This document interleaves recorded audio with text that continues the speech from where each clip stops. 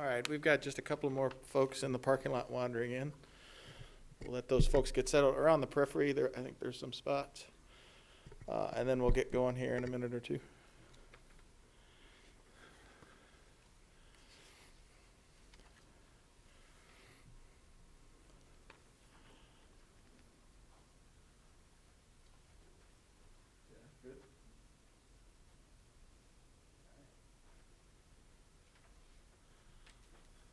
Just as we get started here, I do want to acknowledge the folks that are attending the meeting virtually. Thanks for doing that. And by all means, we intend to monitor the chat box, and we'll try and answer questions that come in through the chat. So feel free to send those along for those of you out in the cyber world tuning in. Thank you.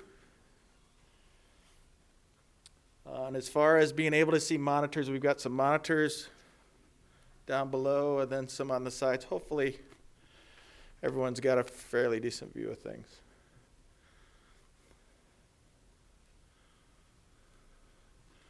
All right. There's a sign-in sheet that was going around, so let's just make sure that we get those of you, we really want to get email addresses in particular, not just for tonight, but for future uses as well as we get in next year to what will be some construction. So good afternoon, good evening, everyone. My name's Brian White. I'm with the City of Holland Transportation Office. I'd like to just introduce a couple of folks that are here tonight with the city. Mark Vanderplug, Director of CNS. Thanks, Mark, for being here. Mark Cornelius, Planner for City of Holland. Thanks. Tammy Glover in the Transportation Office. Anyone who has sent in an email comment or given us a call, Tammy's usually the one that picks those up. So thank you, Tammy. That stack right there in the middle of the folder is all we've received. We're pushing 200 on the comments. So I think it's great. Thanks for the input, and it is appreciated. We've got David Kuipers from OMM Engineering. They're the consultants. Brian Holloman as well from OMM. And then we have Peter Beyer from the Holland BPW, Water Wastewater. Thanks, Peter, for being here tonight. Thank you all again for being here tonight, in person or virtually. Definitely appreciate that. I'm going to get my clicker, and we will get started. Okay. Basically, a quick agenda for tonight. I'll just peel through this real quick. We've got a PowerPoint. For those of you here who were here last meeting in July at the first public meeting, some of these are recycled, but there are several new slides as well. So I want to go through those, talk about some of the project specifics, then spend some time talking about next steps, and then we want to give you all an opportunity. Again, we're compiling and going to be sharing the comments that we've received already, but certainly we want folks that are here tonight and those virtually to feel free to come up to the podium. We do want to keep a time limit on it. Want to just give you a minute or two here to basically provide comment for the project. So that'll be towards the end, and we'll definitely get to that hopefully once we get through the slides here. And then the project team is going to stay around a little bit later for any one-on-one discussion that anyone might want to have, particularly those on 10th Street, pertaining to the construction specifics and things like that. So we're happy to stick around and talk one-on-one about those details. At the bottom, you'll note, again, this is the virtual. We are broadcasting this on YouTube, so you can tune in at that web address. And again, we'll monitor the chat box, do the best we can to address questions that come through via chat. Okay, so project limits. Basically, we're looking at the whole of 10th Street between Lincoln Avenue to the east and Van Raalte Avenue to the west. And we may push into Collin Park, that driveway a little bit as well. We're also looking at stubs north on Columbia to 9th Street and south on College to, I'll call it the mid-block crossing, but right at the library there, where that elevated crosswalk is, call it 11th Street extended. So that's basically the essence of the project, the limits. Next, I just want to talk about timeline. I think it's important for everyone to know kind of the process behind how we get from start to finish. So basically, we've done some initial topographic survey, some geotechnical stuff. We put some base plans together. We've held our first public meeting back in July. We did conduct a demonstration project with what we refer to as a cycle track. Again, that was a demo, but I know that that definitely translated into a lot of comments. And so again, that's kind of where a lot of those came from. We're not just here for the cycle track, we're here for the whole project. Again, that'll be a piece of the discussion tonight, but not all of it. And again, the cycle track was a demo. That's an option that we're looking at.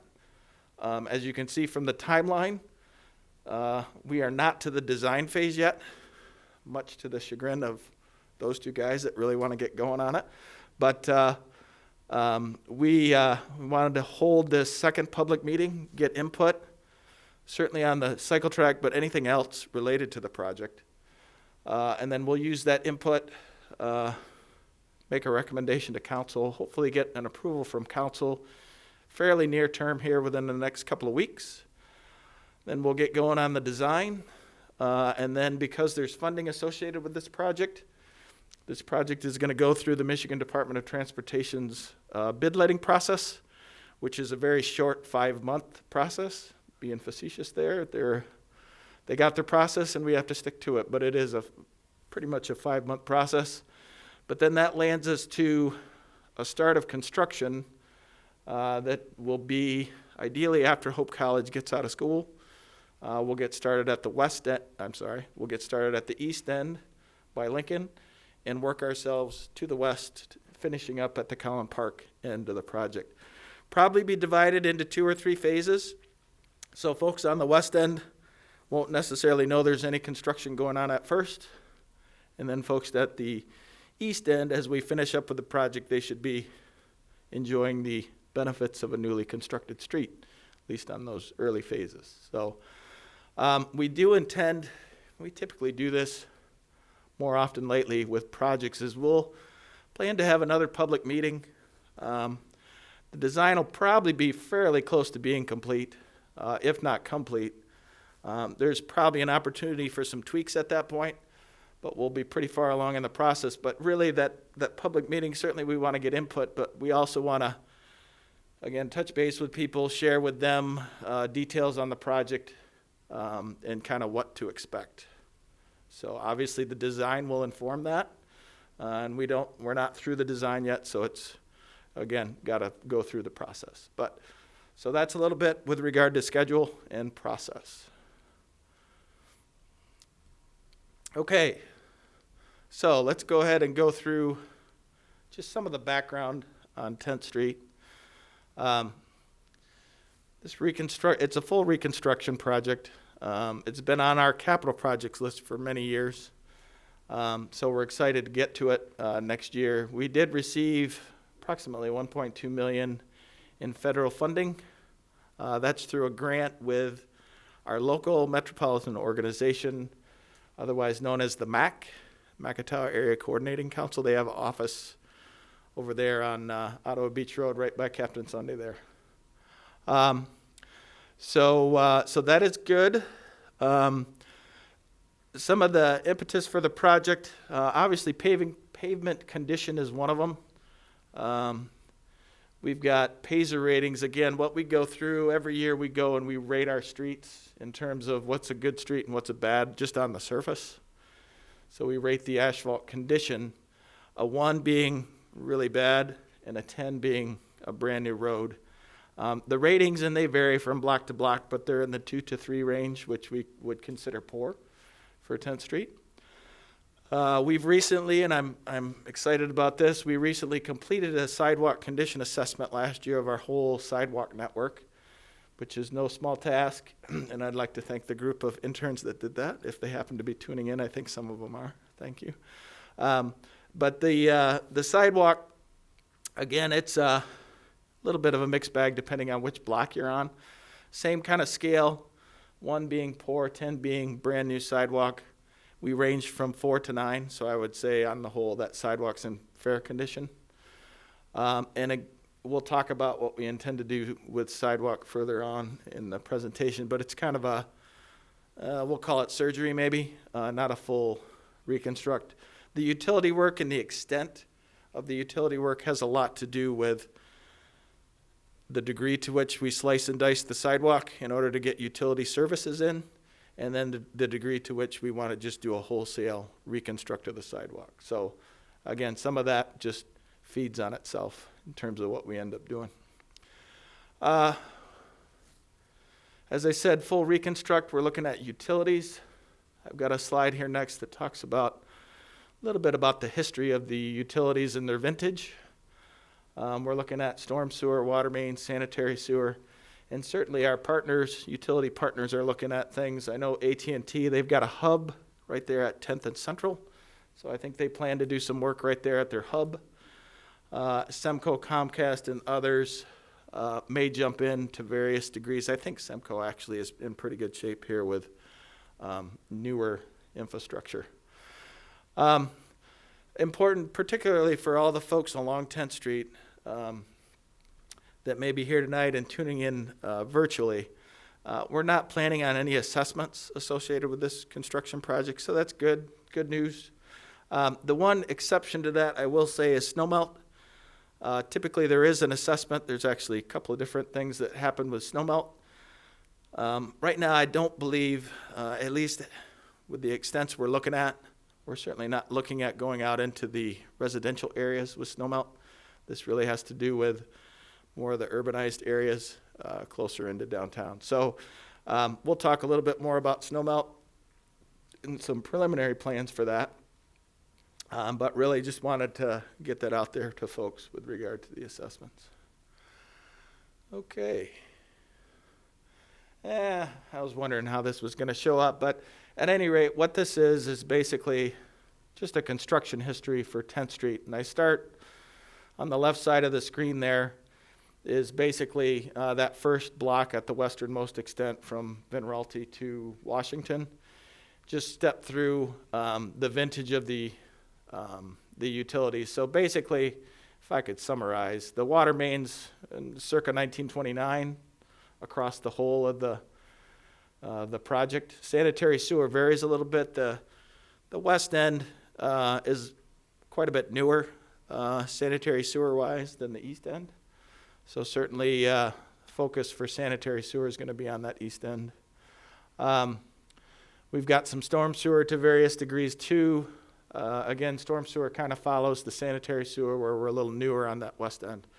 A couple of things with that. So that construction on the west end may go a little quicker if we don't have to dig down so deep for all these really deep, tricky utilities. So that should be good news for folks on the west end, that hopefully we'll get through those areas a little quicker than we get through the other areas that need more extensive rework. So, and then the pavement at the top there, we're talking mid to early 90s. Some of it's a little newer than that, but again, the Paisley ratings kind of tell the story there where it's not in real good shape.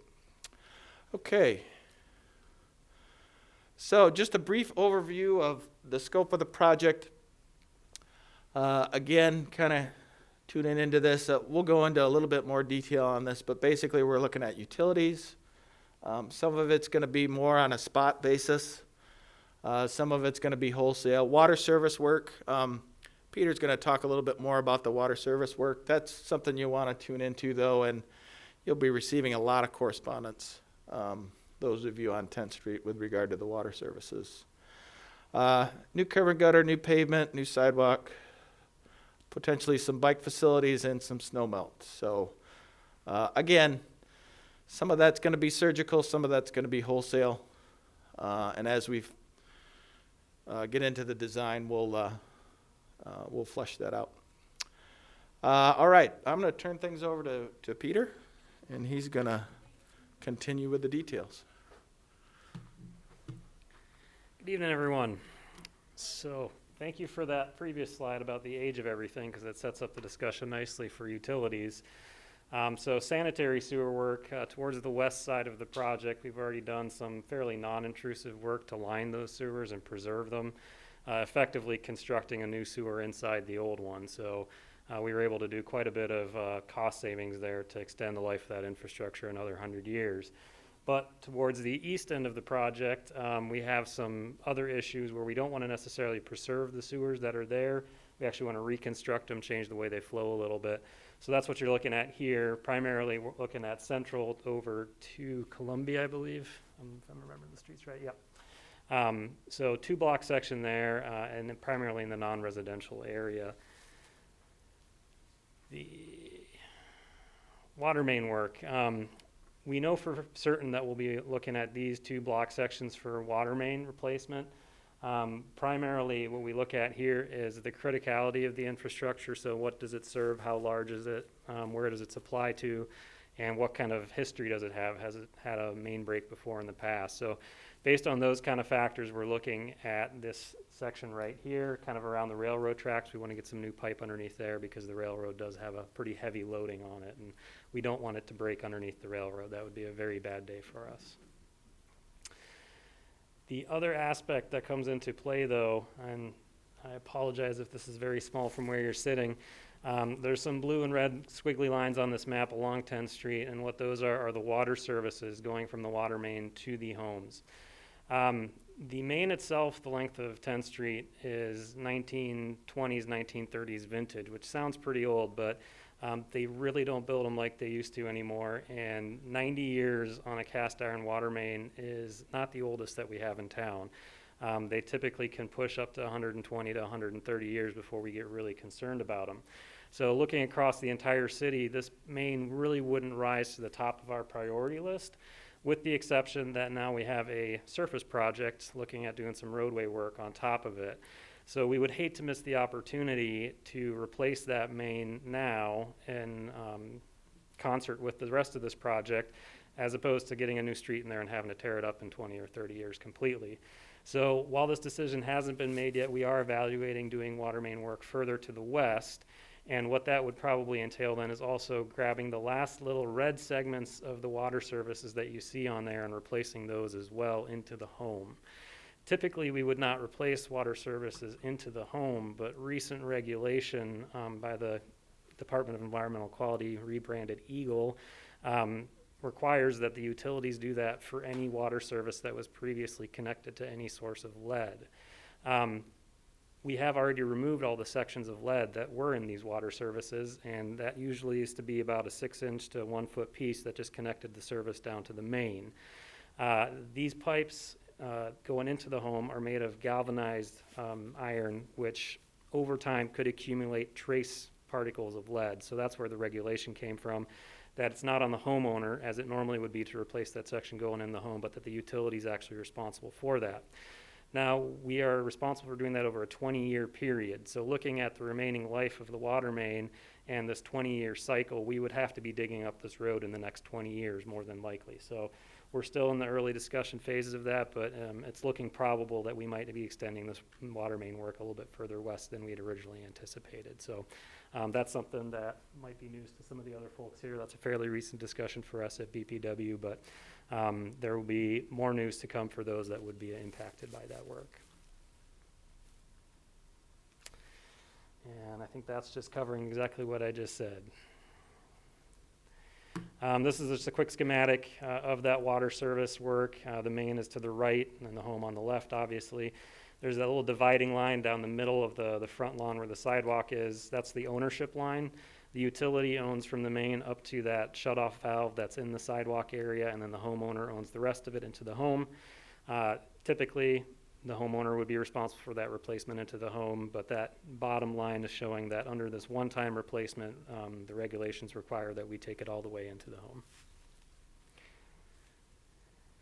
And I believe that's where I hand it back off to Brian for storm sewer work, and if there's questions on the utility work, I'll definitely be hanging around if you guys want to talk in more detail about that. Okay, thank you, Peter. So continuing on here, again with the utility theme, storm sewer work as needed. Again, certainly a focus on the east end of the project where that utility is older.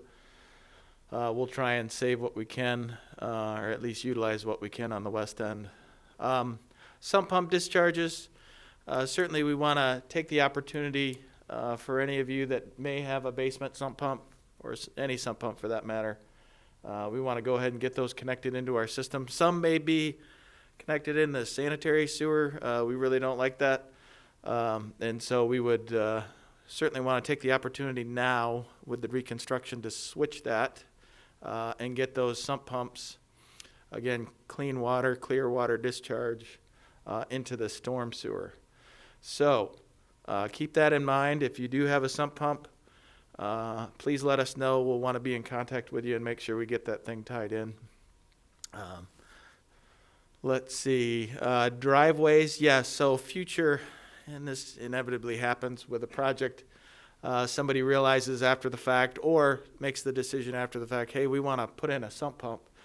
So rather than having to tear up newly cast driveway approaches and things like that, what we do typically is put PVC sleeves underneath those driveway approaches, because what we do want to do is have that sump pump discharge connected into the back of a catch basin or a structure, so that if you do issue or have any issues or trouble with your sump pump, it's pretty easy to troubleshoot just looking through the grate in the catch basin to see what we've got there. So we typically don't allow any sump pumps to be what we call blind tapped into our storm sewer mains, just because it's really tricky to troubleshoot those if you do have a problem. So hence the sleeves under the driveways that'll allow folks to get to a catch basin to make that connection should they need to in the future with the small diameter PVC pipe discharges from your sump pump.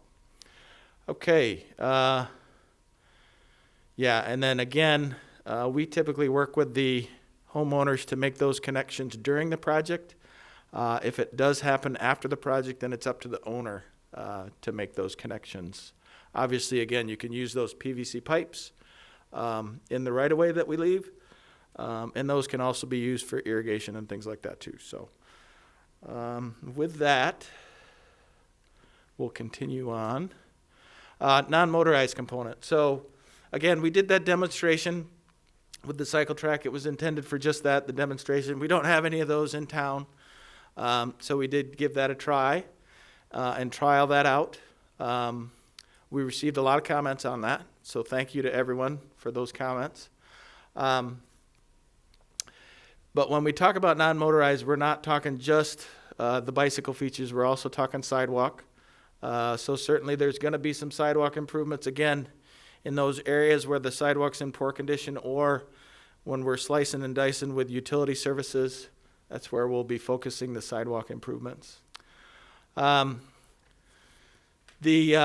terms of the non-motorized and the bike component, this is not something that just was thought of yesterday. It certainly was included and highlighted in past planning documents. One of those being more recently, and this goes back to, I believe, 2018, 2019 with the downtown traffic study that identified 10th Street as a possible east-west corridor for bike traffic, as well as back in 2006, the city did a bike and pedestrian plan, and 10th Street was also identified there as well as a potential corridor for bike traffic. Again, we're evaluating several concepts. We'll talk about those in a little bit more detail. Cycle track is one of those concepts. And again, because we don't have any of those facilities in town, we thought it'd be a good opportunity to trial it out, give people a sense and a feel for it, and then, again, provide input so that we can make an appropriate decision as to what we want to include there. The other element to this, and again, probably both sidewalk and bike facility, whatever shape it may take, but it all is related to kind of the overall community energy plan. I know that's been talked about a lot lately, but it is all tied together. So we certainly want to try and encourage the non-motorized traffic where we can. And again, it's wrapped up in many ways to overall plans like that. Want to talk a little bit about snow melt. Unfortunately, I wish that circle was really big, but it's pretty small. But what we're looking at now is, at least for a baseline, this may change as we get into more detailed design, talk with some more folks around here. But basically, baseline we're looking at, and that's a block of 10th Street between River and Central. So the old post office, you could envision that. That's already got some snow melt in front of it. There's the park on the south side. And so we intend to, again, at a minimum, snow melt the sidewalk in that block on both sides. And where we go from there, again, we'll wait and see. That'll be part of the design process. So that is snow melt. I want to just go through a little bit on some of these design concepts, and these more pertain to the non-motorized element. And I apologize in advance. The plan sheets, you really can't interpret those particularly from any kind of distance, but what we did do this time around is include cross sections, and I think that'll help kind of illustrate and demonstrate what we're talking about in a little more detail. Again, several options, so we'll go through those now.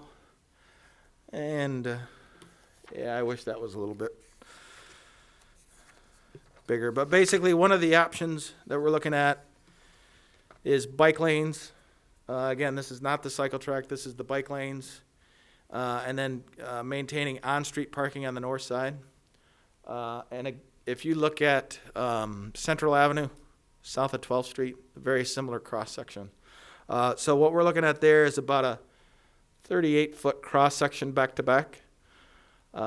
Currently, the existing cross-section, it does vary along 10th Street, but the narrowest section's 35 feet back-to-back.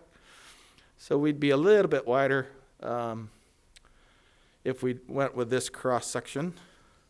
We'll step through, again, the plan sheets. Yeah, it's hard to pick up the details there, but again, parking on the north side, 2 10-foot travel lanes, parking on the north side, bike lane, 2 10-foot travel lanes, bike lane on the south side. And again, this just gets you from Van Raalte up in the upper left.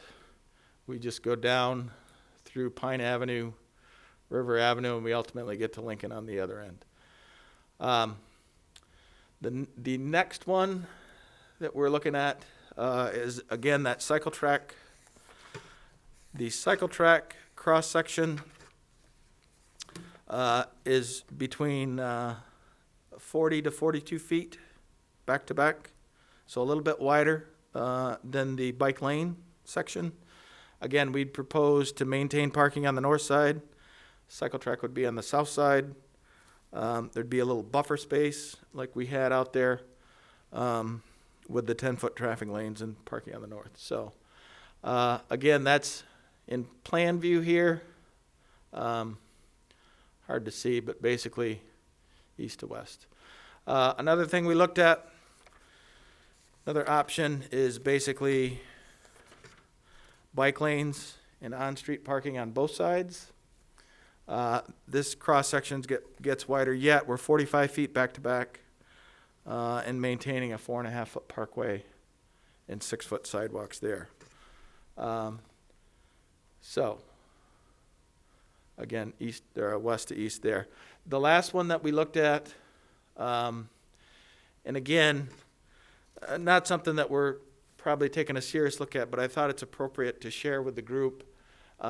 These are popular on the north side of Holland, I know, with the separated pathways.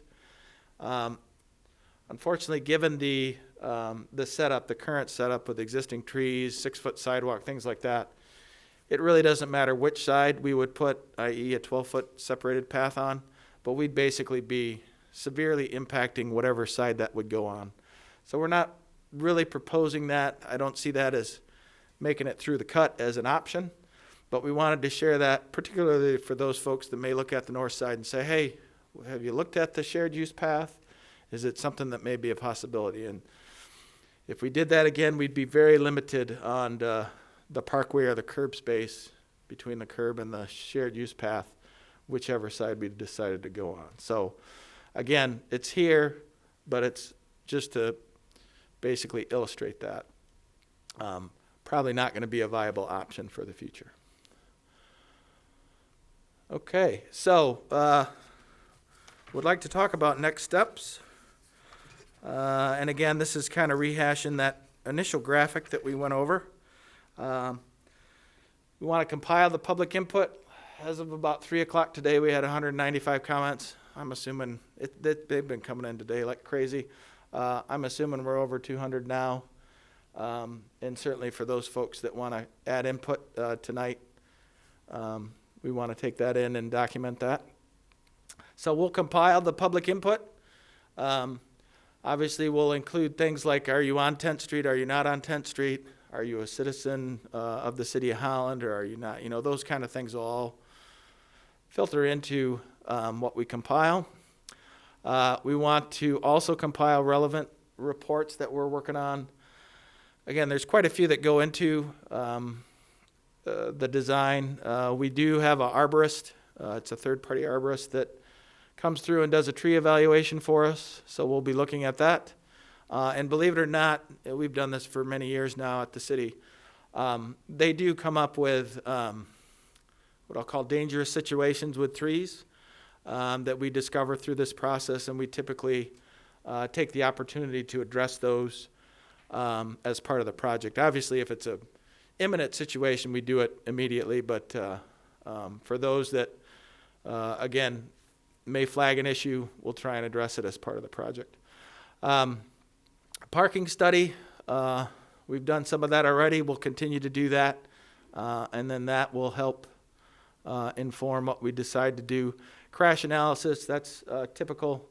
We've got a traffic engineer that's working with us on the project. He's not here today, but he's going to be doing crash analysis for us. And then there's certainly other reports and things like that that we all sprinkle in to form the design for the project.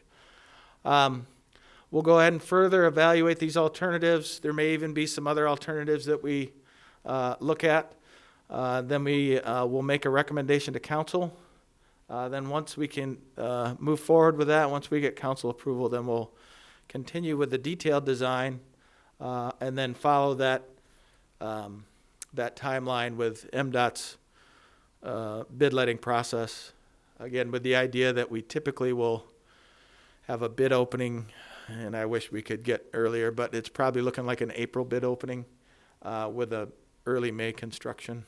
I'm not sure when Hope College, the date specifically, but it'll probably just be a few days after Hope College is released that we'll want to get going with the project, and again, start on that start on the east end and work ourselves west, dividing things up into a few different phases. So with that, I want to certainly open the discussion to anyone in the audience, and certainly anyone who is tuning in virtually. I know we had, when I last checked, we had 43 people tuning in virtually. I'm not sure if we're getting feeds on the chat box, but by all means, try it. We'll try and monitor that and address those as well. If for some reason that doesn't work, just email us at transportation@cityofholland.com with your comments. And again, we'll compile those. So if there's anyone in the audience that'd like to come up, I guess a couple things. Because we're in the world of COVID, we've got some room capacity. I'm thankful that I think we were able to squeeze everyone in so we don't have anyone in the queue outside. That's great. In the interest of time, we'd like to go ahead and try and limit those comments to just 2 minutes. We'd like to have folks that do come up, please state your name and address for the record. And then once you're done, just please return to your seat. And then we'll allow the next person to come up. I'll try and do some cleaning in the interim. And again, we'll continue to monitor the chat. And at the end, if we've got some virtual comments that come in, we'll try and share those with everybody and answer those. So, and lastly, after everyone's had an opportunity, we'll wrap the project meeting up, the meeting up here. But the project team will still stick around, again, for anybody who wants to have a one-on-one discussion or more detailed discussion specific to your property or your business. So with that, I'm going to go ahead and clean the podium here. If anyone wants to come up, feel free. And again, we'll try and keep things to 2 minutes. So thank you.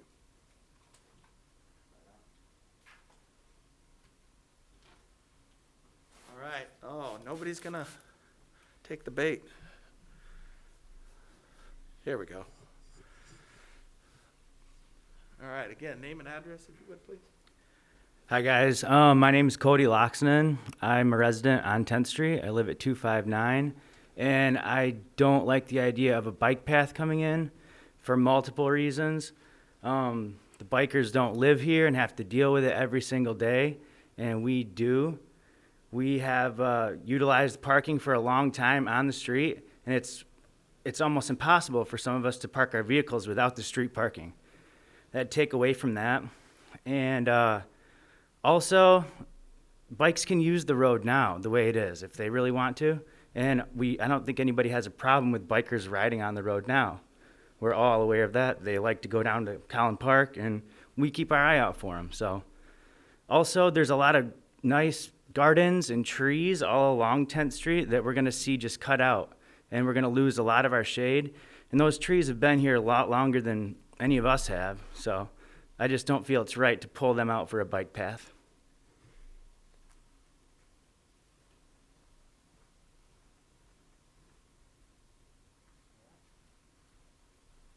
Okay, thank you. Anybody else?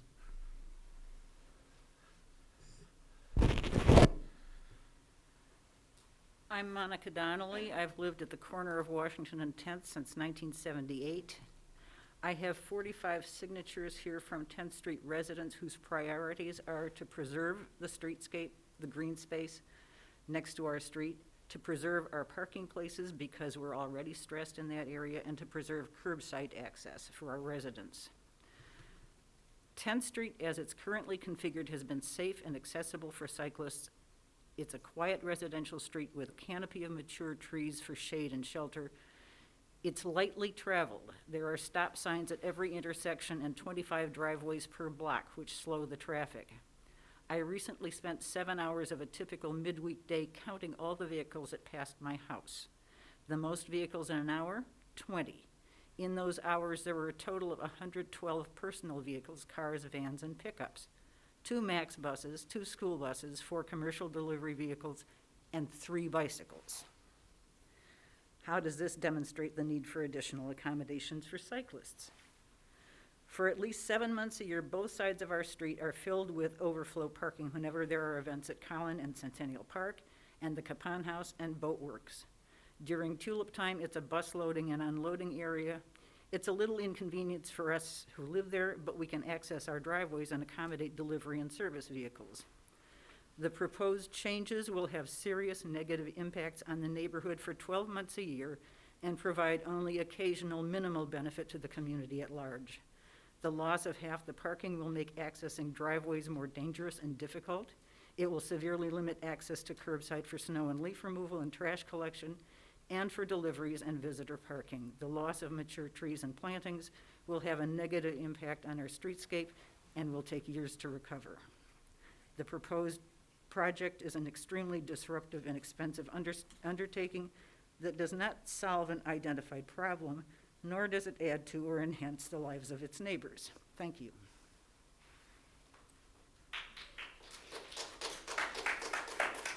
Okay, thank you for that. One thing, and I know it's come up in a lot of the correspondence on the tree removal, we intend to, obviously with each alternative, we'll quantify the number of trees, if any, we would have to remove or replace as part of that. Great, thank you. Okay.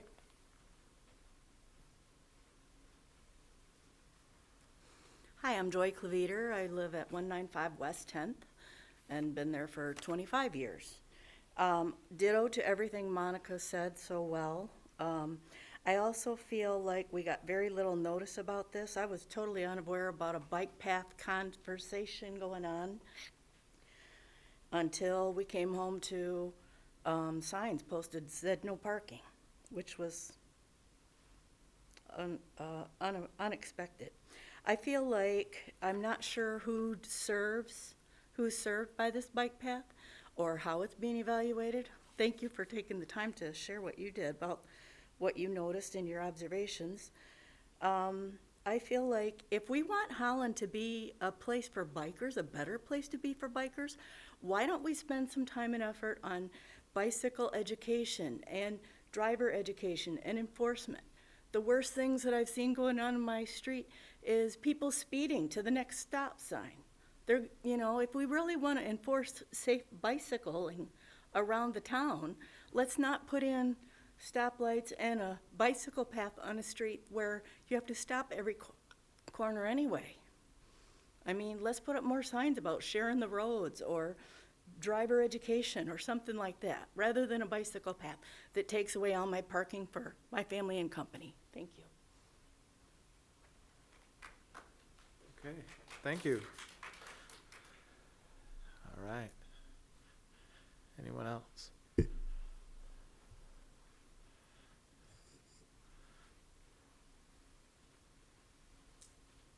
My name is Ed Hislop.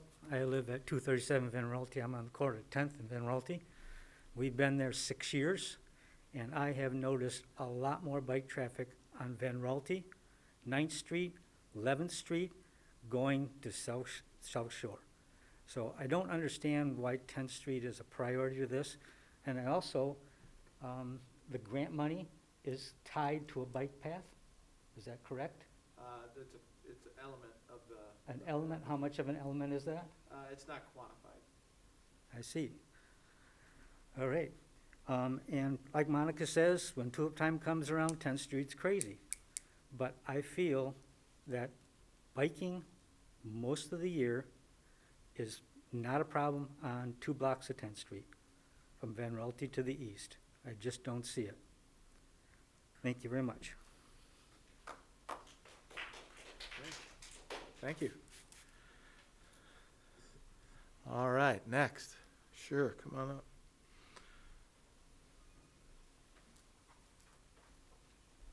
Hi, I'm Moira Gargano, 203 West 10th Street.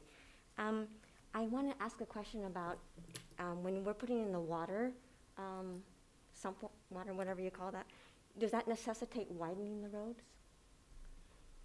No.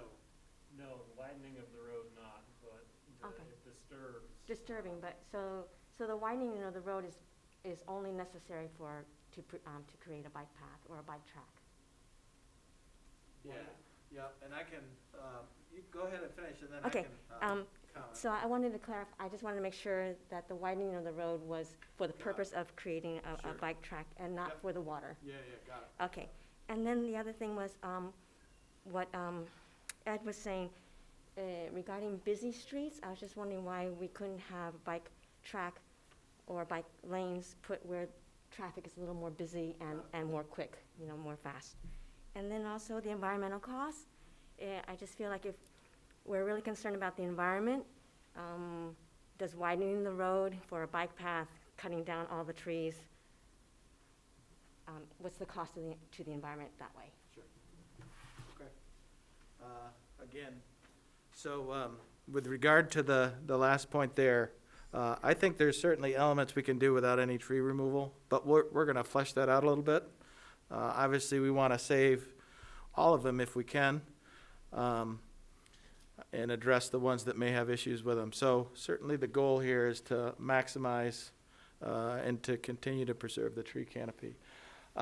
With regard to the road widening, just wanted to spend a couple of minutes on that. So our ideal cross-section for just 2 lanes and parking on both sides is a little bit wider than the 35 feet. It's typically around, and I know what we did, was it 37 or 38? I think we're 38 right on. So on our cross sections that we typically do on I'll say not a sleepy street, but a pretty low volume street, we typically have a 38-foot back-to-back cross section. So we put that in on 19th Street, right there at Van Royalty Square, those couple of blocks next to Van Royalty Square, and I think 18th as well. So that's, again, trying to address what things would look like. So if we pulled all the bike element out, just left with sidewalks, parking, and the 2 lanes, we'd still probably be in that 37 to 38 foot back-to-back scenario. So, and I'm trying to think, was there one other comment? As far as a different street. So again, this, through the planning process, we look at a number of things. One of the things is just being able to connect to nodes. Obviously, when we look at 10th Street, it's just a natural connector between Collin Park and the campus. But then if you look at even going further to the east, up into the heights and things like that, we've certainly looked at, and again, this is very preliminary and planning level looks, but basically looked at, okay, can we make that connection even further, have that east-west corridor head on up into the heights. So again, that's kind of where 10th Street keeps popping up in those planning documents, and so hopefully that helps at least explain why we at least are looking at it for 10th Street. Okay, next.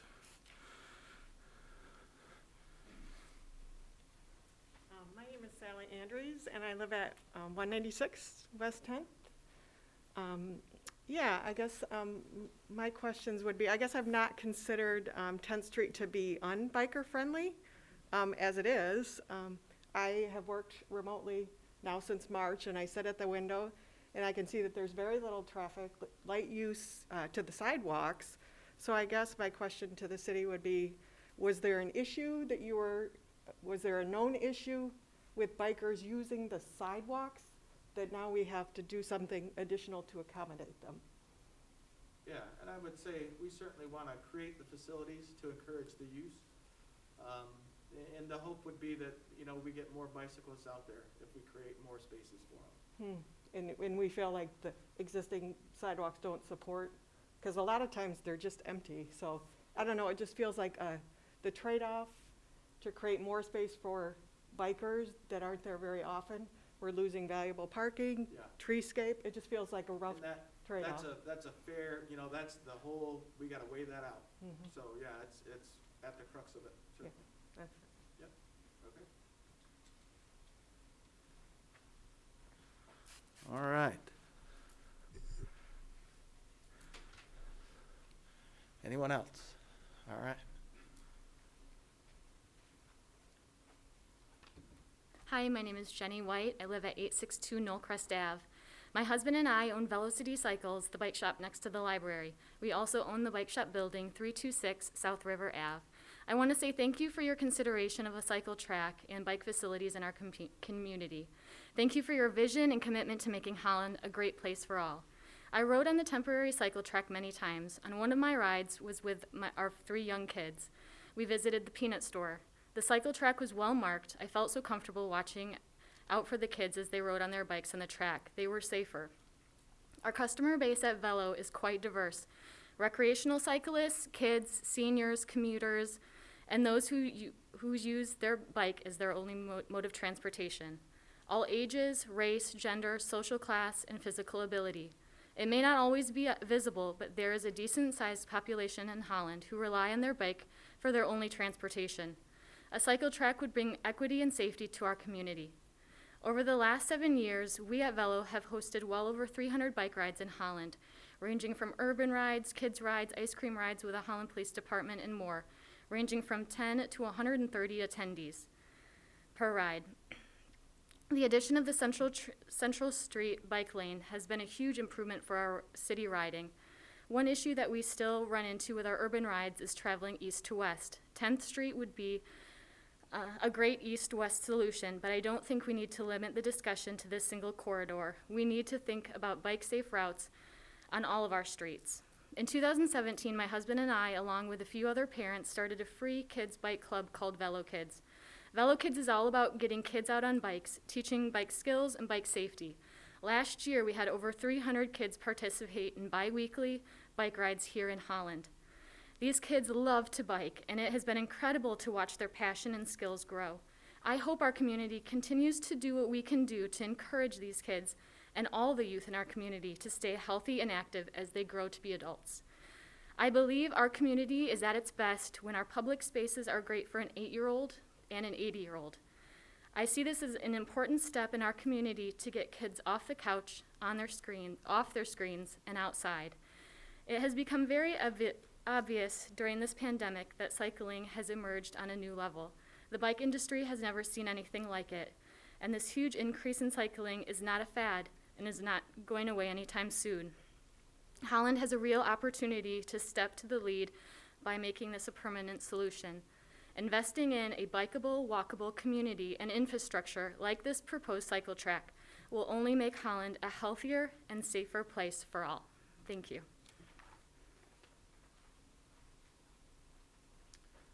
Okay. Who else?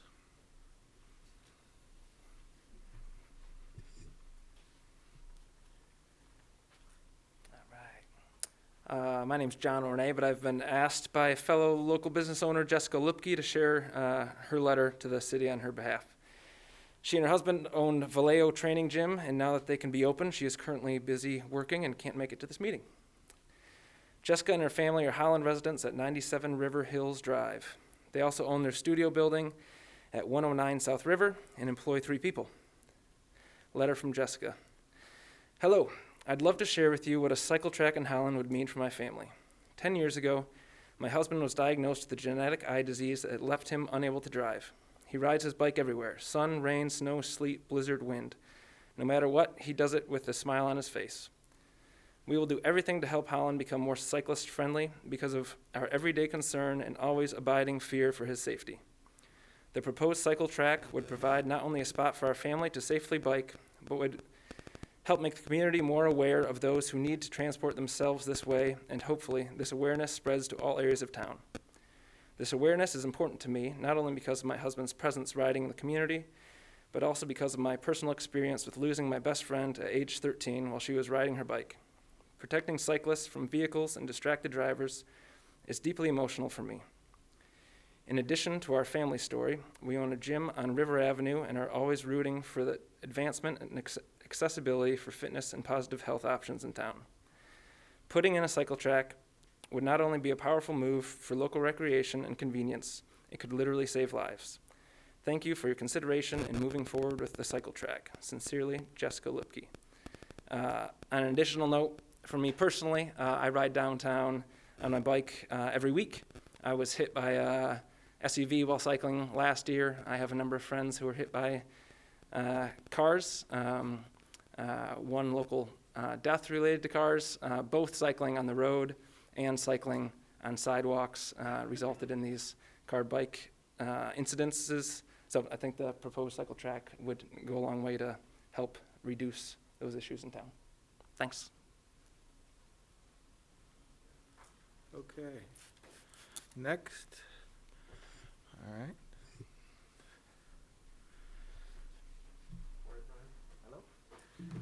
Kyle Engbers. I live on 155 West 11th, but also own the property at 164 West 10th Street on the corner of 10th and Maple. When the cycle track was proposed, we weren't sure exactly what to expect, not having used one before, so not knowing would a sidewalk be better or safer for our kids. We have 3 kids, 7, 5, and 3. And the cycle track going in was unbelievable. It was excellent. Our kids feel safer on the road. They feel more comfortable biking down the road.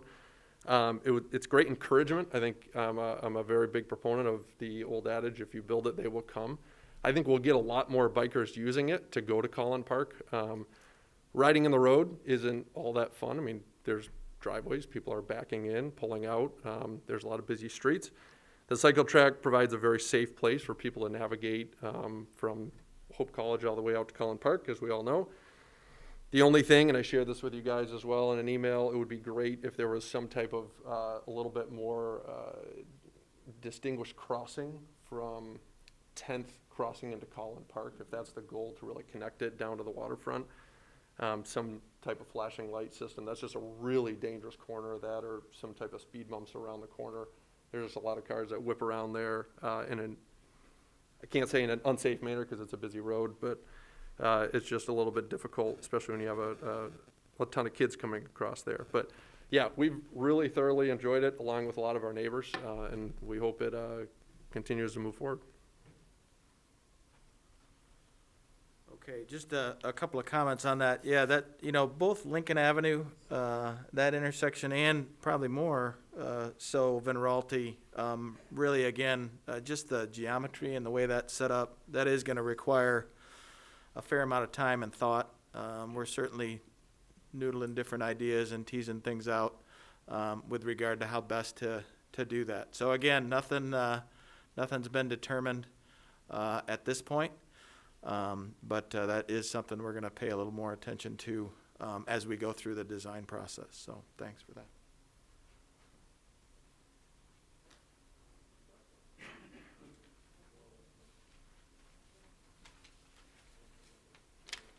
Good evening. My name is Pastor Aaron Garcia. My wife and I pastor Ebenezer Church located on 157 West 10th Street in Holland, Michigan. Like many of you guys, we were surprised. Like, I don't know, somebody said that when we, one day we were coming to church and we were seeing the bike path, we kind of caught a surprise that we didn't get, a lot of notice on what was happening. And right away it caused concern, for me.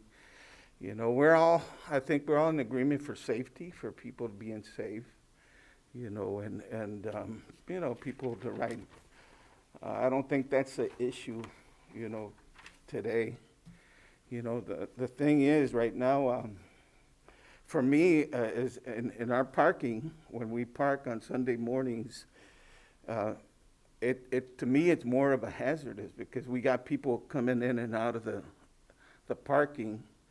And so by having a bike path on 10th Street, it's obviously going to be more busier.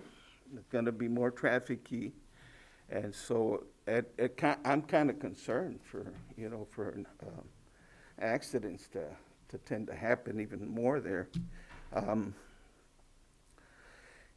The loss of parking also, the church, I don't know exactly how the zoning was planning to, as far as doing the parking, but the church does use the parking up front to drop off some of our elderly people. Yeah, I can talk about that specifically. Yeah, and last, I think a couple of years, we approached the city as far as trying to help us pave what was there, and we were told that was our responsibility, that we couldn't do it.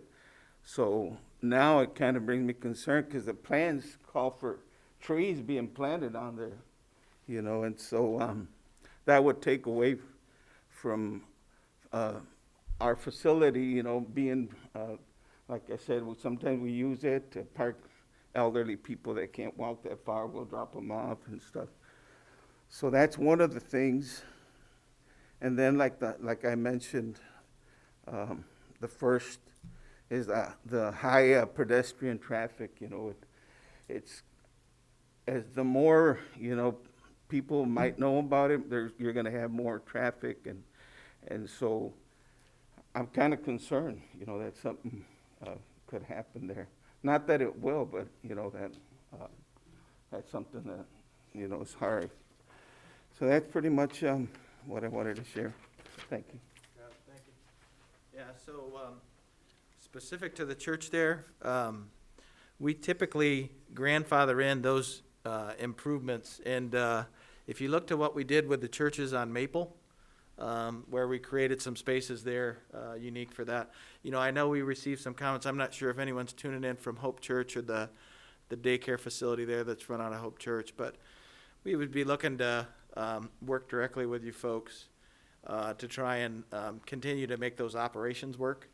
And I think there's some things that we can sprinkle into the design that'll basically maintain or maybe even enhance the situations with regard to getting a short path for the elderly into the facilities, or young kids into the daycare. So with that, more to follow, but certainly wanted to just acknowledge that. So anybody else?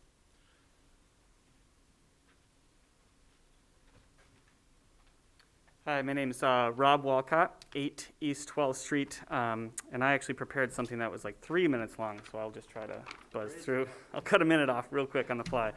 And I'd like to quickly address, I think it's a red herring to say counting current traffic resembles what we can build in the future. I think when we build it, they come, I'm at the corner of Central, and we've seen foot traffic increase 10, 20-fold with the snow melt in the winter.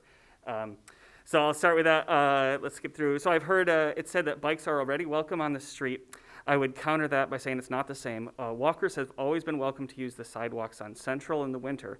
But after adding snowmelt, the Central Corridor now comes to life with walkers, runners, and neighbors out for a walk. The design invites people.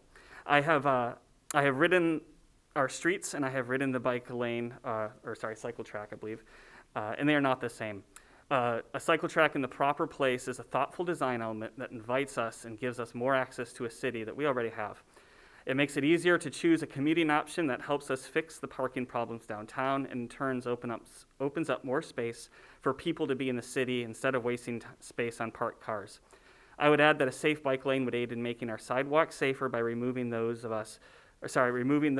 who use bikes but are unaware of the rules or don't feel comfortable riding on the road. I would also like to address the sentiment that this is a cyclist versus motorist issue. I was discouraged by reading online comments dividing people into cyclists and motors, us and them, as if we have to choose a side. We don't need to create another category to turn neighbors and families into rival parties. This is about designing a world-class city that has the charm of a small town and the amenities of a big city. We are all citizens working together to build a city where people and businesses can continue to thrive into the future. And this is an addendum to my original letter, which I'll skip a bunch of. And just say, I imagine there's a lot of complaints about bike lanes making cars and parking inconvenient. I would like to address convenience. Convenience should not be our priority. If we join the race to make our city the most convenient, we're in competition with the likes of Amazon, Netflix, and Chick-fil-A. Our small businesses cannot compete with that. We do not win the race of convenience, but we forfeit what we're best at, which is being small, beautiful, vibrant place with people. With good planning and smart decisions, the loss of some convenience is not a loss at all. A dreaded commute is transformed into a pleasant stroll in a lovely city of people. I use the bike lane. I loved watching my 4-year-old ride with pride and accomplishment as more of the city opened up to her through the use of the bike lane. More than pride, she felt ownership in being able to traverse a larger chunk of the city than she previously could. We passed by neighbors and waved. We had conversations with someone we had never met when we stopped at Collin Park, which is typically outside of her riding radius. We don't have to give up community fabric only to conveniently pass through or store more cars in our neighborhoods. We need to build places that create opportunities for people to connect, enjoy, and explore our town. Thank you.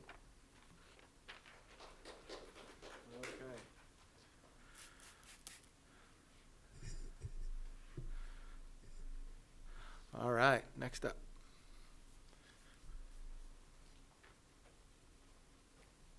Hello, my name is Garrett Wigerink. I am a junior at Hope College studying math and have a minor in political science. I currently live on 10th Street in Phelps Hall. I am around 10th Street where the bike lane is being proposed to be added, and I see it all the time. I also have worked for Jimmy John's and drive around Holland quite a bit, so I'm very familiar with the roads around here.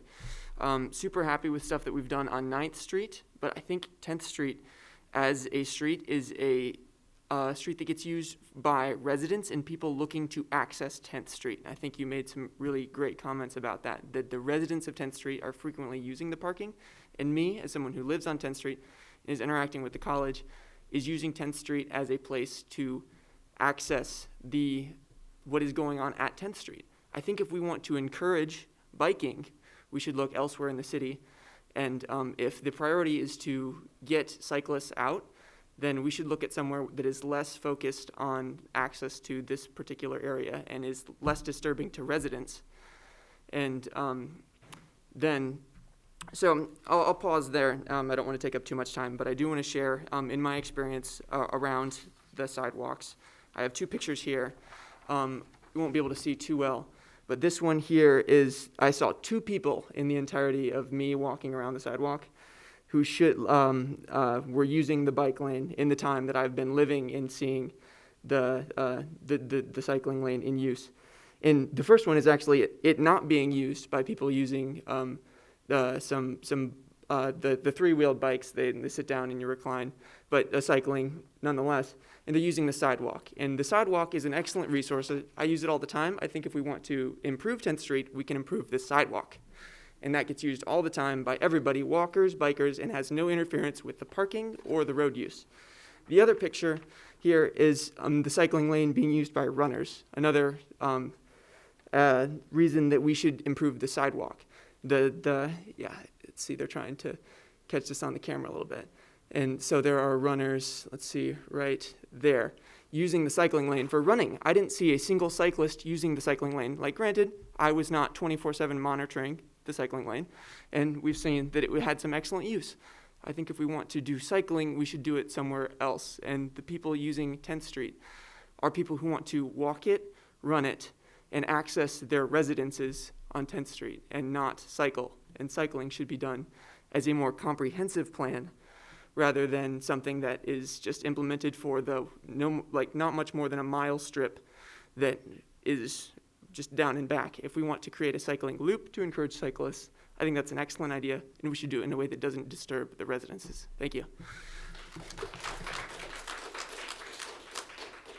All right, thank you. Next up.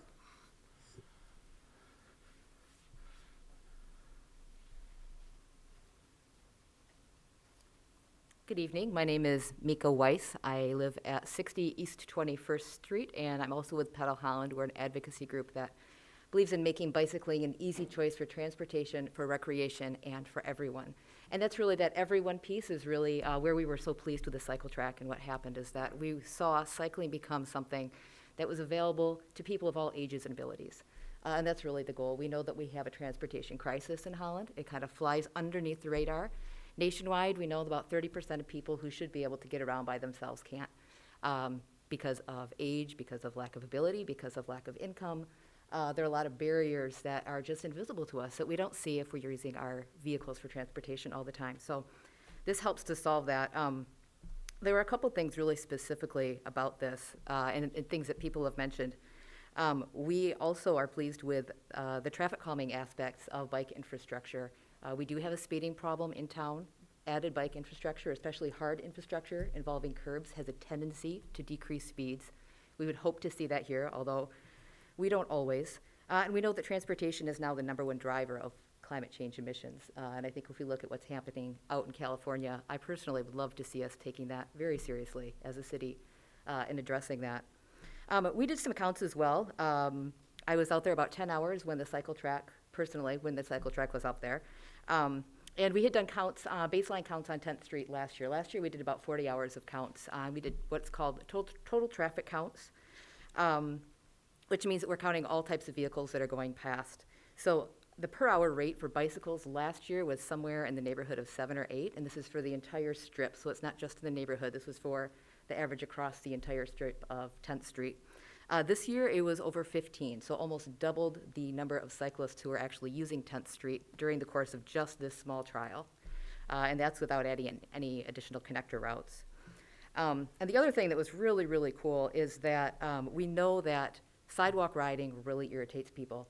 And we know that riding on the street is a good way to get harassed. I know personally I get harassed downtown all the time on my bike. It's one of the worst places to ride.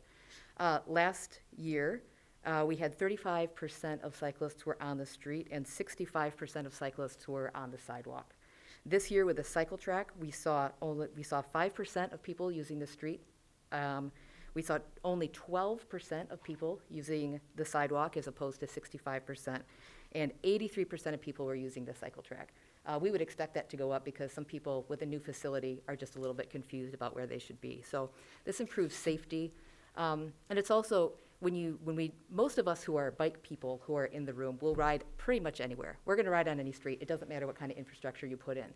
But we know that's not true for everyone. So when we look at numbers like this, we can see who is comfortable by seeing where they're riding. And when we have 65% of people on the sidewalk, we know that people aren't comfortable riding on the street. 83% of people on the cycle track tells us that this is a really comfortable, safe facility. We're really pleased with it. And for those of you who are in the neighborhood, we're really grateful that you have had the patience to let us try this out, to see what it's like, to give up your parking completely for a week or so. We really appreciate that. We're grateful for that as well. Thank you. All right, anyone else? You know, I just wanted to give a plug for the virtual folks online. Doesn't appear we're able to get anything on chat, so again, apologize for that. If you do have comments, feel free to email us at transportation@cityofholland.com. So again, or go ahead and try and chat, but right now we're not. You're seeing them? Oh, okay, hang on, we'll go ahead. Why doesn't somebody else from the audience come up, and then we'll try and read some of those. Yep, come on up.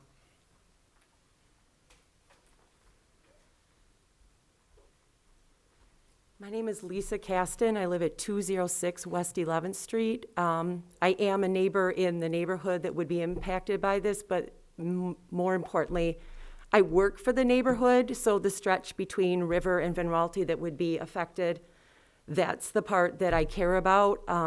I've told the neighbors that I'm not here to tell them what to think. I'm here to give them information and resources and let them make a decision. But the comments that I've received over the last month and a half have mainly been just not in, they're in favor of a bike track through Holland. I guess what I get sad is that listening tonight, it's almost like an us versus them, and I think in this country we tend to do that. If you don't think the same way I do about this, then you're on the other side. I hear people saying that we should have a safe space for cycling through the city. Jenny shared beautiful sentiment, the letter from Jessica, Rob. Those are visions that I think we all really want to see happen and should happen, and I think resources should be put towards those. The part that's hard is that the residents that are being affected, I've heard comments online saying they value parking over lives of cyclists. People have been really nasty, and I think these people do not care more about their parking, they care about their daily lives, and their daily lives would be disrupted all year round. And the homes that are along that stretch, these people have lived here, they are invested in the community, they pay taxes, they care deeply about their homes, and we've all fought this last year to stay in our homes. So then to come in and say that now we want to take this piece away for the betterment of this group of people, if we're going to be doing a cycle track, we should be putting the resources. You talk about options. I didn't know until today what are, this is the option we're looking at. Does options mean another location in the city, or do options mean the 4 options all on West 10th? Is it already decided that it's going to be that corridor? That has not been defined at this point, as far as I'm to understand. But these neighbors, if you ask for their opinions and their feedback, and you provided a trial for them to get a real life daily glimpse at what this could be, the part that I want people to understand is these are their lives that are being affected, and for people to make comments, flippant comments about how the parking is more important, that's not it at all. So that's all I have to say.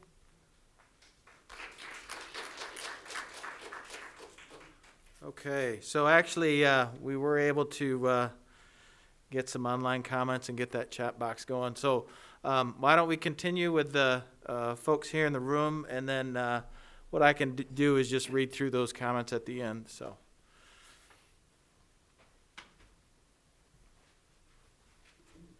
Hello, my name is Victor Roscoe, 174 West 10th Street. I live right on the corner of Maple and 10th Street. And I could see from on top the traffic that's going north and south on Maple.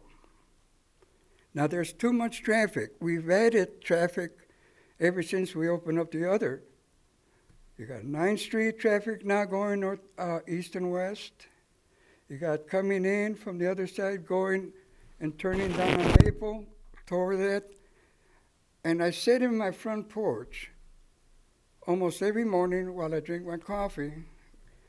And when that trial was going on for the bike path, a couple of times I said to myself, oh my God, those bicyclists were hardly stopping at the stop sign. With the traffic going north and south in the morning, people going to work. Now on Sunday, it's the same thing. People going back and forth to church, St. Francis, Maple, on 10th. And it's just too much traffic. Now you go down Washington Boulevard, traffic going north and south. It added traffic. You go down the Pine, north and south, it added traffic. You go down the river, well, we know river. To me, I think if we're talking about safety for bicyclists, I think that we need to look at those corners. We need to look at the streets.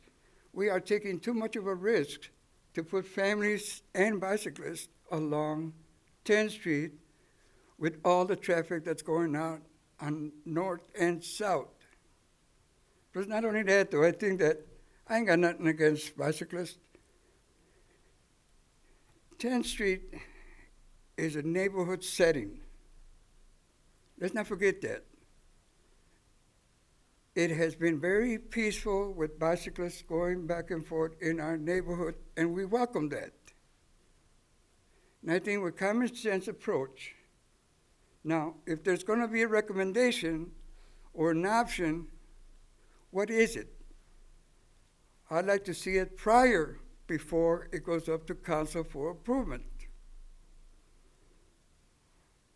Not only just for council to just make that decision, but for us to have an input whether if that's the route we should go as residents on 10th Street. So with that in mind, I says, not only that though, it just bogs me that I lived there since 1993 to present. That's quite a while. The neighborhood's been very quiet. Bicyclists go back and forth. No problem. They go on the sidewalk. They go on the street. No problem. We say hi to some of them. Some of them say hi to us as we walk, working on our gardens. But this bike path should never go on 10th Street. It does not safe to go all the way downtown. You got too much traffic. Going to Collin Park, we got venues that I hope we're opening next year. You got tulip time, traffic, no parking. You got other events going on in Collin Park, parking. Okay? So, I mean, let's take a good look at this before saying, well, we're going to put a bike path just because some of us think it's safe. And for me, I don't think it's safe with north and south traffic on either street. That's all I had to say.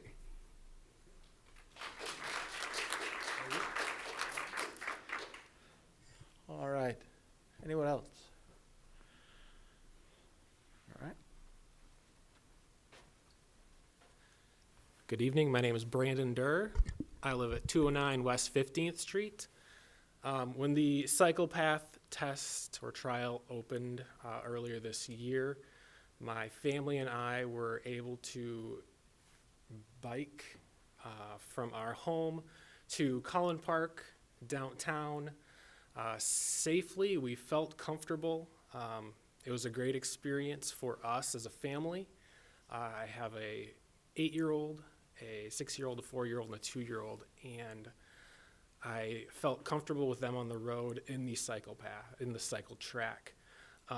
When we were riding to get to the cycle track, it was a little bit of a different story. We felt comfortable, but also I felt as a parent and as a husband a little bit more on edge getting to the cycle track. So I think the cycle track would increase public safety for those of us who are traveling downtown as a family or traveling to Collin Park as a family. I just wanted to say that we enjoyed it, and I think, again, the adage that if you build it, they will come. If you want them to come, I guess. We had a great experience, and thank you. Okay. Anyone else from the audience? All right.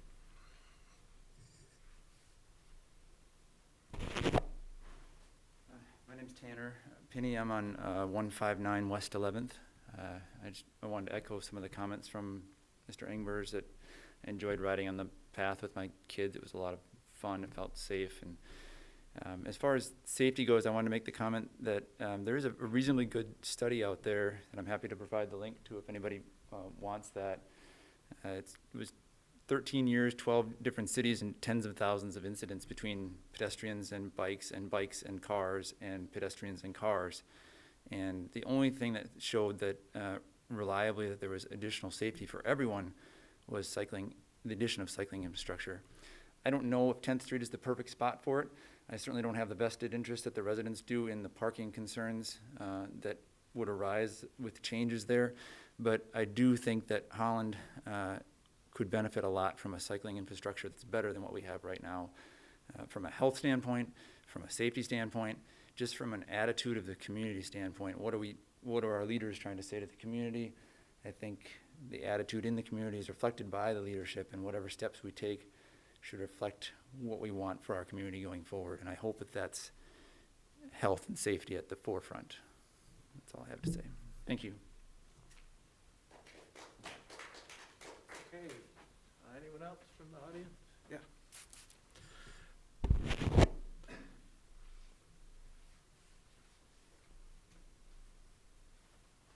Hello, my name is Mark Wysocki. I live at 36 East 23rd Street. I want to first of all compliment the City of Holland for making cycling a priority in this City of Holland and embracing complete streets. The concept of complete streets is a concept where there's a room for cars, there's room for walkers, and there's room for bikes. All three of them are a part of the transportation component in the city, and they need to be made a priority. So there's two real options that are being considered right here. There's the cycle track, and then there's the bike lanes. In my professional opinion, I think that the bike lanes are a better option for the city, based on the fact that we already have a system here that's, we've started on Central, on State Street, on 40th, on South Shore Drive. They all have a bike lane that works very well. People are it's been well received by the city residents, in my opinion, and I think we need to continue to, whether we go with the option of the cycle track as a part of the grant, or we go with the bike lanes, I think that it's a very viable option for us to continue to pursue the bicycle lane option. So, thank you. Okay. Anyone else from the audience?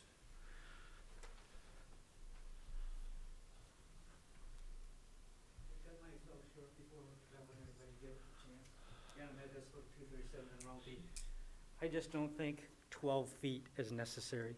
A bike lane, they did South Shore, they did 3 to 4 feet, all the way out, all the way back to the city limits. I just don't think you need 12 feet. All right. Anyone else from the audience that hasn't had an opportunity? Going once? Going twice? All right. Okay, what I'd like to do here, just to wrap things up, we did get quite a few comments through the chat, and I won't necessarily acknowledge all of them, particularly if we've been across that ground already. But let's just go ahead and we'll talk through these and get them into the record. Will there be access to the PowerPoint presentation tonight? Yes. And then visit our website, City of Holland Transportation. There is a project website for 10th Street, and we'll park this presentation along with I think the first one from the prior meeting in July is there as well. So yes, give us some time tomorrow, but we will park that in there. Okay, another one. Why only 10th Street east-west? A north-south corridor will be really helpful as well. One east side and one west side would be really helpful. Again, we're looking at other streets certainly as well as 10th Street, but trying to be thoughtful about where those facilities should go. And again, reference in our planning documents for those. So let's see here. Downtown Holland traffic study recommended a two-way cycle track on 10th Street as well as advisory bike lanes on Central Avenue for north-south. Yeah, that is correct. And don't necessarily want to get into what the backstory is there on Central Avenue, but there's a connection and a connectivity, if you will, between 10th Street and Central, those facilities. So we would intend to make that connection with regard to that. Would there be left turn lanes on 10th to River? Sorry, couldn't tell on the map. Yes, so we would still have the protected lefts at River Avenue moving forward with the design. Is this a done deal, or will this need final approval from City Council and city residents? Yes. So, again, the process going forward, I know there was some questions about that. You know, we're going to be taking this input amongst other things, and then we'll try and package this up and then get this before council. I do expect within a couple of weeks that'll happen. So certainly stay tuned. Those decisions should be made, again, a recommendation before council, I would think, within the next meeting or two with council. And there is certainly opportunities for input as part of that process. Let's see.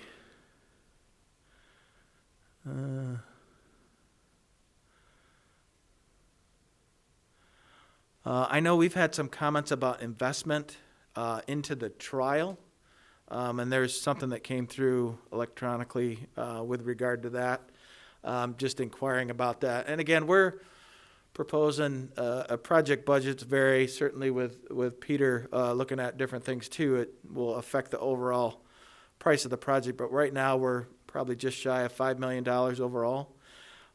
So we felt certainly before we make those kind of decisions and those kinds of investments, to do a trial like this and to expend finances to do this trial, I think is beneficial. And again, representative of how much input we received. I think it was money well spent. That money was about $5,500 plus or minus, about $3,500 into materials and things like that, about $2,000 into labor.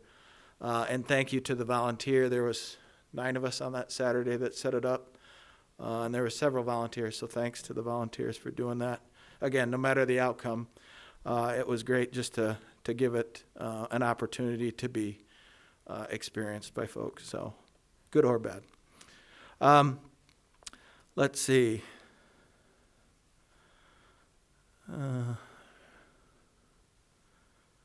Yeah, photos of people, and I saw these photos too, photos of people that had to park in their yards for the lack of street parking. Again, and appreciate folks cooperating with us and allowing this trial to take place. We are not going to propose an alternative that would not include some element of on-street parking. So let's just be clear about that. There could be reduced on-street parking, but it will be there as part of whatever proposal we do. So we don't anticipate the need to have that parking up in parkways in the green space. The other thing too, and again, we can all appreciate winter months, there's certainly hours where everyone has to be off the street. So folks are able to navigate through that inconvenience in the wintertime. Again, obviously, the same could be said in the summer. Now, again, we are not, though, going to propose an alternative that wouldn't have some element of on-street parking. So, okay, assume there would be separate traffic signals for bikes. And so, again, we've got one signal along the route, and that is River Avenue. And that has not been determined yet. And again, assuming or if this goes down the road of a cycle track, I know there's options for either or, and so we'll be looking at those and relying on our traffic engineer for the best recommendation. Again, in the event we go the cycle track route, if that does become an option, an alternative we bring before council, we'll have additional detail on what that would look like. Let's see. As someone that lives on 11th Street, even during the demonstration, I saw people biking on 11th and 12th and not utilizing the bike lane. Seems there's a reason for that. Okay.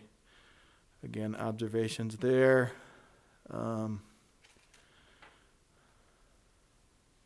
Again, the safety, particularly at that Collin Park crossing, certainly that's going to be integral to what we decide to do.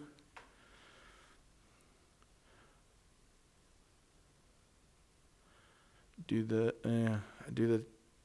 10th Street residents pay anything for their on-street parking, or does the entire city cover those costs? I think the idea is that the cyclist, again, it really boils down to that give and take on what facilities we want to put in there. So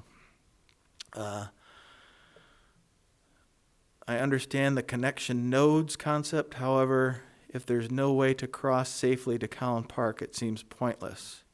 This is a known issue that's still not being addressed in this plan, and I would agree that we haven't figured that out yet. We really haven't gotten into the detailed design, but that will be part of it. And it's not just for bicycles. Obviously, there's a lot of pedestrians that want to cross there. We've certainly looked at it several years ago, and we want to take another long, hard look at that area as part of this project. Hopefully make improvements there. Even if a bike facility doesn't go in, try and make improvements there for the pedestrian crossing as well. Would agree.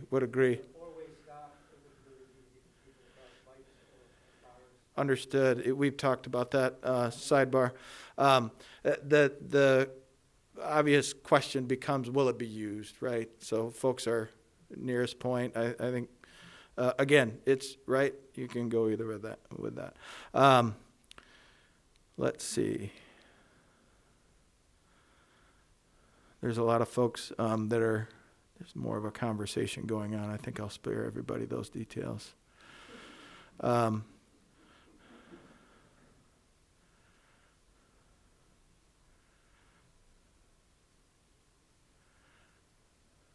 Okay, I don't understand how this will be protected with the driveway every 50 feet. Will the curb be cut out, or will we have to drive over a hump?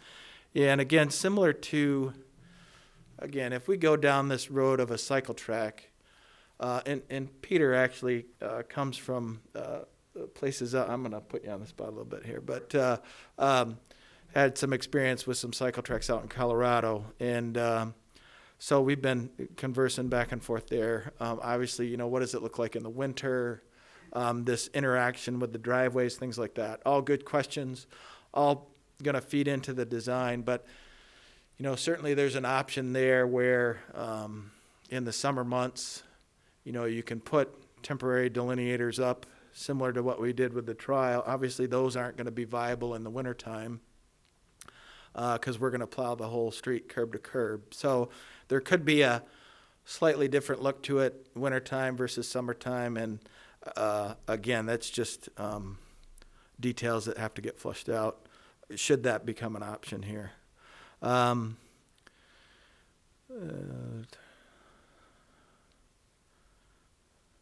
Parking, concerns about parking and having enough of it. Fall and spring cleanup. We will have to push the debris across the bike path, leave it in the bike path. Is this possible with less space? Okay, and so we do get these questions too with our existing facilities. Granted, none of them are cycle track facilities, but it is an inconvenience for the bicycling community. But this is really a great space that's created for those couple of weeks in the spring and in the fall where we do the leaf clip pickup. And so, as I'm sure you've all seen, these dedicated bike lanes that we have on Central, on State Street, they serve the dual purpose for debris and sticks and leaves and things like that. We certainly wouldn't expect that to change with this. that's where you'd put this stuff out, and we would pick it up in a timely manner. And again, it's just part of being able to use this facility for not just the bikes, particularly in those unique times where it's a really great program we have for the pickups that we do twice a year. And we would continue to do those. And it would be some disruptions for the facilities, but we think on the whole it's still workable to accommodate both. Let's see here. Okay, two-way bike lane down the center of 10th Street, boulevard type approach.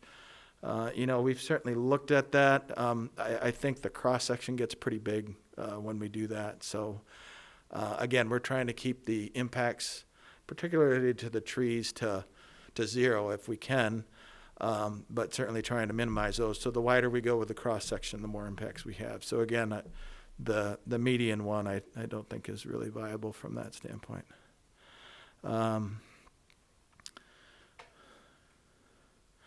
Yeah, trees, like I say, we'll certainly quantify the tree impacts, and again, with the eye towards minimizing those as part of fleshing out the details that we bring to council. We certainly don't want to change the character of the street. It's a nice track. It's beautiful through there. Folks really got a lot into the parkways, and we just want to try and enhance that with this. So. Let's see. I think that's about it. So again, I want to thank everybody. There's folks. Sure. What do you have? The recommendations to City Council now will have the whole project in place, or will it be divided between the contract and So let me just go back to kind of where we're at with things. Going in the right direction here. Yeah, so really, we just finished up this second meeting. We're in the process of putting some things together to get to council over the next couple of weeks, right? So we're not into the design yet. Okay. So, but we're gonna try and at least conceptually flesh out a couple of alternatives, a couple of options that would get in front of council. There'll probably be some discussion, right, back and forth. Right. Opportunity for input. But then we want to get an approval so that we can begin the design, so that we can hit the letting dates and things like that. But it's going to be happening fairly soon. So I would encourage you to stay tuned to the agendas on the city website for the council meetings. And you'll see 10th Street pop up, I would think, within the next meeting or two. Now, the reason why I'm asking that. Yes. Because now, let's say for a fact that maybe we do not want the bike path. Yep. And yet, is it going to be joined, going to council with the bike path or without the bike path? Yeah, well, it's going to be up to them to make that decision, right? And with it. Mm-hmm. Split, whether, well, they could have meant to kind of take one issue at a time, like the road construction, go ahead and do it, but the bike path, we could do it in one direction. Yeah, again, it's going to be, we'll package that all up together at one. We don't have the opportunity to break that stuff up. We really need to make that determination basically now through this process. So the council did the whole project? Yeah, yes, yep. Yep, and I know it seems like it's a long way out still, right? Because we've got all this time before construction season and even before bidding, but that MDOT process that takes 5 months to get through for the bidding, that's what's really driving the schedule and why we have to get into this situation where over the next couple of weeks we got to make the call. Yep. Okay. Yes, sir. Yes. So there will be a third meeting. Like I say, that's probably going to be a little bit further along in the process, where we'll be mostly through the design. There'll be some opportunities maybe for some tweaks, right? But by and large, this is really more for input they are determined. So again, I would encourage you, if you haven't already, and if you didn't have the opportunity to speak, or if you wanted to put something in writing, feel free. Now is the time to do that. And we are, again, we've got quite a log here, but that's also going to be part of the package of information that we forward on to the city and the council to make the call, to make the decision on the design. Okay. All right. Well, thank you everyone for attending tonight. Please make sure we get your info before you leave. And for those of you that want to stick around, we're gonna be here for questions and answers for a while here. Thank you.